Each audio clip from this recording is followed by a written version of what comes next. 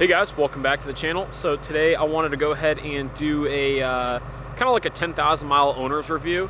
I've had this truck now for a little over 5 months and just shy of 12,000 miles, so we'll call it a 10,000 mile owner's review. But yeah, just wanted to kind of share my thoughts, some of the problems I've had, things I like, things I don't like, and all that good stuff. So let's go for a ride. I'll tell you what I think. All right guys, so first thing, let's talk about some of the issues I've had with this truck. Had a couple. First one was the sunroof, actually. First, when I took delivery of the truck, it was actually pretty loud and noisy, and then after about 2,500 or 3,000 miles or so, it started to do this, it sounded like marbles clacking together. Every time you hit a bump, you know, that's all you heard was just the sunroof rattling around. So that was my first issue. Had to take the truck in, have some warranty work done on it. I guess not a huge deal. They fixed it. Then about 1,000 miles later, it started doing it again, but it kind of went away by itself. It's been quiet ever since. So yeah, that's the first issue I've had. And then the next thing has been actually this 12-inch display. A couple times this thing has had a mind of its own. I had one day where it turned the temperature up from 70 to 78. And then it turned the fan all the way up. It turned on the front rear defrosters and the recirc all by itself. And it wouldn't let me shut anything off. It just completely cranked everything up, and then it locked me out. And then I've had other times where I'll start the truck and it'll just be stuck on like the startup page where it just says RAM. So that's it's been better lately. It's gone through a couple updates. I think around Christmas time it went through an update, and then about maybe like 2 weeks ago it went through an update or something, I want to say. But nonetheless, it has been a little temperamental,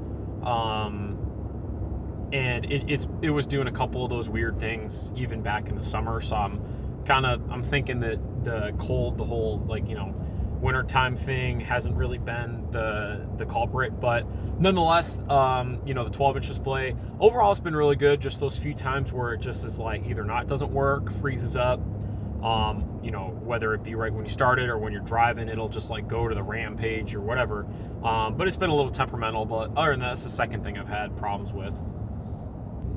Last thing I've really had problems with, guys, is the interior is kind of temperamental as well, like the screen. I mean, I love this interior. This is my favorite interior of all time still, but it'll go through days where it like rattles like crazy, or it's dead silent. And like right now it's perfectly quiet, no issues. I don't hear anything vibrating around or nothing like that.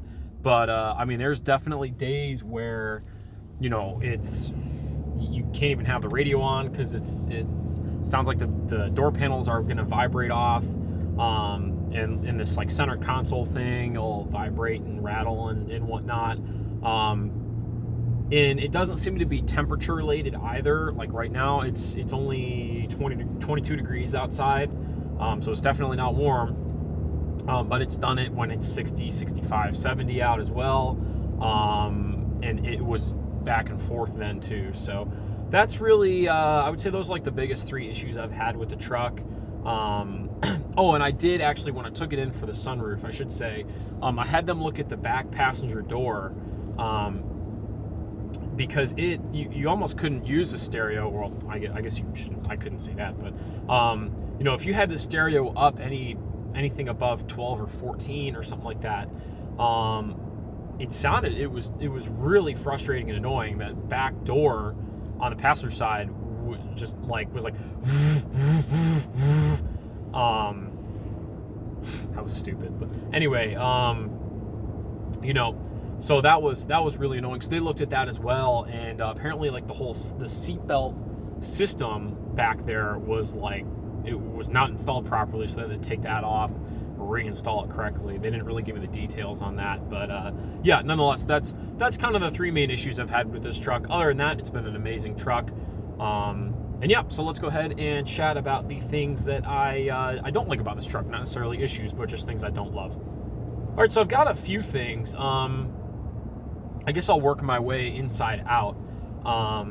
So yeah, this truck, now I've got it like set so when I remote start it, the heated seats are supposed to come on the steering wheel, or even if I just regular start it. Nonetheless, these heated seats seem like they take forever to heat up, and steering wheel as well. My sister's got like a 2017 Mazda CX-5, good little just economy car, you know, and if you crank the heated seats on that, they're smoking hot like real quick. So I don't know what's up with this thing. I don't know if that's just a Ram thing, if they just take a long time. You know, you guys that have fifth gens, let me know. What's your experience? Do they heat up pretty quick? Do they take forever? But I mean, I'm talking like the truck will be running for 10 minutes outside. If, you know, maybe not that long. I don't like to let it idle that long, but you know, let's say a 5-minute warm up and then like a 15-minute drive to the gym in the morning. You know, I'm not feeling significant heat until I'm about 5 minutes out, maybe 7 minutes out from the gym. So I'm driving at least 12, 14-ish minutes before I really feel anything significant going on. So to me, it just seems like it takes a long time. First world problems, boo-hoo, right? But nonetheless, I thought they, you know, are just a little thing I'm griping about. So a couple other small things. I really wish the truck had like a 4 or 5 gallon bigger tank, and I wish it had a little bit bigger def tank. I think the def tank's 5.5 gallons. If it was like 7 or 8 would be great. And I know the diesel tank and this is 31 gallons. I wish if it could be like 35, 36, that'd be pretty sweet. That, or I wish Ram would let you get the 50 gallon tank on the short bed trucks, or at least if you got a mega cab short bed, if you could get the 50 gallon tank on a mega cab short bed, that'd be really cool. But nonetheless, I mean, it's definitely not a deal breaker. It's just a small thing that I wish that, you know, you could either have the option for the 50 or the standard is just a little bit bigger. But, you know, I mean, you could still drive, you know, on a good day when it's getting good fuel economy, you can still drive longer than what you want without stopping. So it's not like the end of the world. But yeah, just one other small thing. All right, next thing I don't like, these mirrors suck. They are terrible. They're honestly almost useless. It sounds ludicrous, but you know, if I could put a set of Ford mirrors on this truck, I probably would, honestly. You know, whether they're up or down, they suck. The small mirror, it seems like one side is like convex, one side is concave. When they're up, yeah, your blind spot, you don't have much of a blind spot, so that's nice and all. But the primary mirror, it's still just, in general, it sucks. Visibility's not good. Backing up a, you know, trailer. It's just, I'm not as comfortable backing up a trailer with this truck. And I've been backing up trailers and equipment my whole life with my dad's tree service he owns. Never had an issue with anything. But like, I'll find myself having to reposition this truck a lot backing up a trailer. Just because me and these mirrors don't get along. Now, I'm really excited to see, I've got my 2023 on order, my 3500.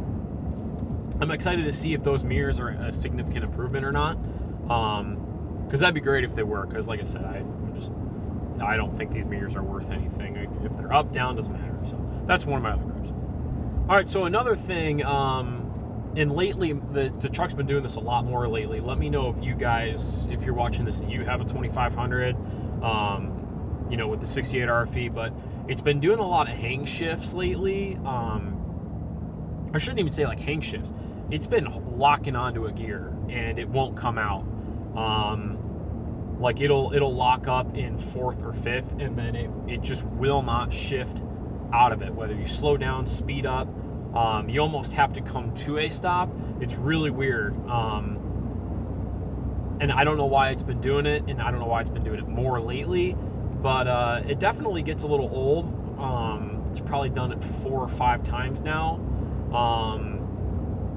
And the best solution has been to pretty much slow down until the engine is basically going to be at idle speed, and then, you know, like 750 RPM or something like that, and then it'll like drop out of that gear finally and shift to where it's supposed to be. But that's been weird. And then also like backing up and then dropping it in drive, it's been taking like 12 or 15 seconds sometimes for it to like actually like lock into drive, get you into first gear, and you can start going.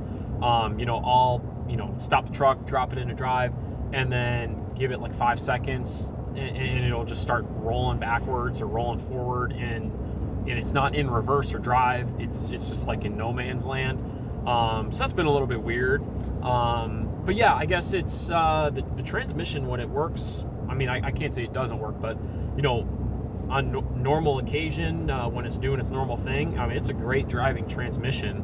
I have no problems with it, but it just does some weird, we'll call them 68 RFE-isms. And like I said, I don't know, because obviously this is my first Ram, first 68 RFE truck I've owned. I don't know if that's just a common thing, so let me know in the comments if you guys have had problems like that.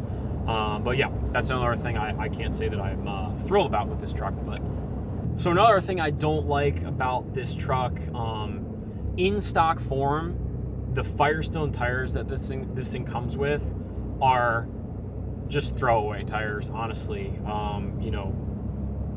I really hope that Ram in the future puts a better tire on this truck. In the wet, they're terrible. I've read really bad things about the drivability in the snow with those Firestones, the Transforce tires. And even we were going to the racetrack one morning, and just towing my little trailer. I had my bike in, and my buddy and I were going. Slightly damp. It was about 60 degrees outside. It was in September, and the truck was in fifth gear. Torque converter was locked out. Loaded up the truck. Kind of got into it just a little bit. Built some torque going up a hill, and it just broke the tires loose while we were doing like 50 miles an hour. The tires never had good traction, dry or wet. And yeah, there's just not good tires. I put Michelin Defender LTXs, 295 65/20s, which are basically like a 35 by 11.5, and these tires have been some of the best tires I've ever ridden with, owned, anything. Just awesome. Better snow performance than any like the all-terrains I've used with my dad's trucks. These things just are awesome, and they're super quiet, super smooth. And I've seen some guys get 60,000 miles out of these tires versus the Transforce guys. Transforce tires, I've seen guys getting only 25, 30,000 if you're towing consistently. Maybe 15, 20,000. Those tires burn up, it seems like, really, really quick. And they were soft. You could dig your finger into them a little bit. So yeah, I really hope that Ram, I'm sure it's just whoever gives them the cheapest bid for tires is what they're going to use. But I hope that they do fix that and put a better tire on here, so you have something worthwhile, at least from the factory, if you leave your truck stock. All right, the last thing that I would say that I don't love about this truck is the payload. Now, I kind of went into buying this truck a little bit misinformed, mostly because I didn't think my motorcycle racetrack hobby thing would consume my life like it has, and I would be looking for a trailer as big as I'm looking for. But because this truck has fifth wheel gooseneck, I was like, oh, that'd be really cool. I started looking into it after I got the truck, a couple months after the riding season was over, and I started learning about stuff like Payload and all that. And that's the main reason I'm actually getting rid of this truck for my 3500 I ordered is the Payload on this truck is just crap. It's just shy of 2,000 pounds on this truck, which any gooseneck fifth wheel, you're looking at probably at least 1,500, 1,600 pounds of pin weight empty. So, I don't even know why they offer fifth wheel gooseneck for 2,500. Now, I'm sure there's guys out there that's, throw a 35-foot flatbed trailer on their truck and, load it up to 15,000, 17,000 pounds. And it pulls just fine. It stops fine, powers fine, all that good stuff. But the last thing I want is, if somebody cuts me off while we're driving on the freeway and, I plow into them and it's their fault. but they do an investigation and or something stupid like that, and they see, oh, well, you know, your rear axle was overloaded by 1,000 pounds and you're over your GVWR by 1,500. Like, you know, I don't want to deal with something like that. So I'm, you know, and I'm an airline pilot. My mentality is, would I fly my airplane, you know, 10% over its max gross takeoff? No, I wouldn't. So would I do that to my truck? No. Some will argue it's just fine. Whatever. It's just me. Take it for what you will. But yeah, the payload is atrocious on this truck. And yeah, I wish it was just more, or else I would keep this truck, because I really do love this truck. But that pretty much wraps up the things I don't like. Other than that, you know, it's really like a 10-15% things I don't like to things I do like. I love this truck. So let's go ahead and talk about the things that I love about this truck. So first thing I really love is kind of the combination of like ride quality and comfort and quietness in the cab. You know, this truck is just awesome. You know, I do daily drive this truck a lot. I mean, I don't have another vehicle, so I do daily drive it. And it's what I want to drive, and it's comfortable, it's quiet, it does everything for me that I would want it to do, whether, you know, I'm trying to tow something heavy or if I just want to cruise around in a vehicle that I love driving. Super smooth ride, especially with the Carly leveling kit I've got on here. You know, ride quality is fantastic. Freeway noise, it's so quiet. Yeah, the first time I like I had the windows down, I rolled them back up. It's like shocking because the road noise and wind noise is so quiet. Yeah, it's just a phenomenal truck. If you are, and I know a lot of people do, daily drive these trucks, you know, it really checks all the boxes. So that's the first big thing I love about this truck. So next thing that I love about this truck is between the exhaust brake paired up with the gear limiter. This thing is stupid. You know, if you drop the gear limiter down, you know, getting off the freeway with the engine brake on max, you almost don't need to hit the brakes to stop the truck on an exit ramp. I think I've actually had the seatbelt locker kick on once or twice from the exhaust brake, just like throwing me forward so hard. This exhaust brake is gnarly. I'll go ahead and I'm gonna put the camera in the back in a minute, and I'll show you guys what it looks like to, you know, go from like 60 to 20 or something like that. But yeah, that's honestly, it's got to be my favorite feature of the truck is the exhaust brake on this thing. And I know that Ram is notorious for having a really good exhaust brake on these trucks with this Cummins motor. But I didn't ever think it was going to be this good. It's freaking awesome. But yeah, anyway, that's probably my favorite thing. All right, so something else I just love about this truck is the technology. You know, I've got all these cameras. I can be driving down the freeway and check the bed of the truck on stuff I've got in the bed of the truck with the camera that's on the back of the cab. All the surrounding cameras, you know, when you're backing up, the 360 view, the cameras for hooking up a trailer. I mean, it is just so cool. You go into the settings for navigation and, you know, you can set, I don't want to drive on dirt roads. I don't want to drive on toll roads. Find me a route that get me there that doesn't involve any of those things. You know, or just find me the fastest route. Doesn't matter. Find me the shortest route. Stuff like that in the navigation, or you know, the safety systems and the adjustability and everything. It just blows my mind. And I mean, I'm a younger guy. I kind of grew up in the techie generation, I guess. But damn, like even I'm like, this is freaking sweet.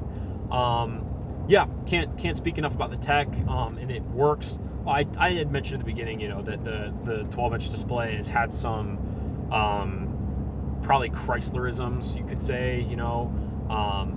But overall, it 99% of the time it works phenomenal, and it's been really good for me. And it, you know, everything works good. You know, voice command stuff works good. Having phone calls in the truck is like having somebody sitting next to you.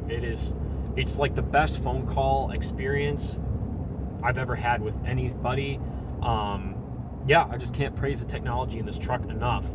I know the 4th gens and the 5th gens are relatively the same truck, but just extremely refined. But yeah, damn, what they did with this truck, they did a very, very good job. And another thing that's been great about this truck is, you know, I haven't had the opportunity to do as much towing as I thought with it, since I got this truck right at the end of my riding season for my motorcycle stuff.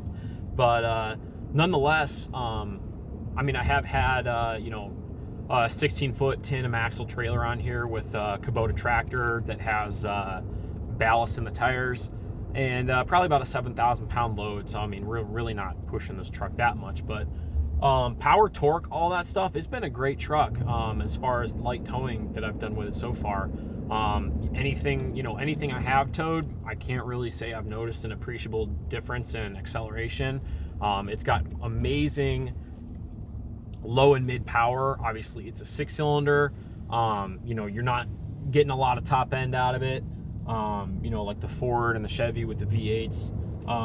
But so far, I know that this truck, you know, as far as comparing it to the Ford and Chevy, it is down on power, you know, 370 and 850 for horsepower and torque, you know, on paper.